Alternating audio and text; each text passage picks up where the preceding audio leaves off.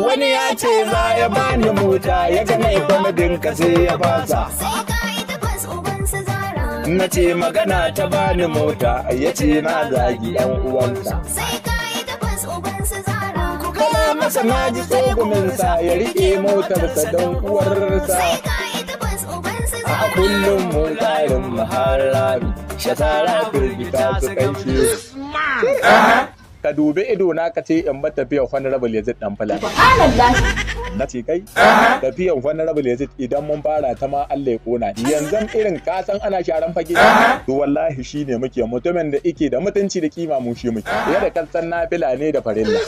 Ga son matawalla ga son Honorable Yazid wannan tafiya in ma baka hada ta ba kana da sauran kallo. Hasada ta Honorable Yazid idan ba sai dai ta kashe ku ba Allah ya kona. Mutumin nan abin da yasa mai girma matawalle yake son sa da kaunarsa sabi da tsaba amana da dattijantaka.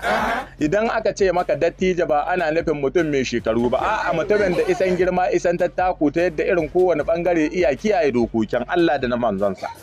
To mutumin nan haka yake ga amana ga tausayi ga hangen nesa mutum ne irritated billahi lazi. To saboda haka muke kaunan mutumin nan. Amma ka dubi ido na ka ce in bar tafiya Honorable Yazid dan Fulani. Kalamin dodon zan bari. To ai bari in gaya maka yadda kan san nafila ne da farilla.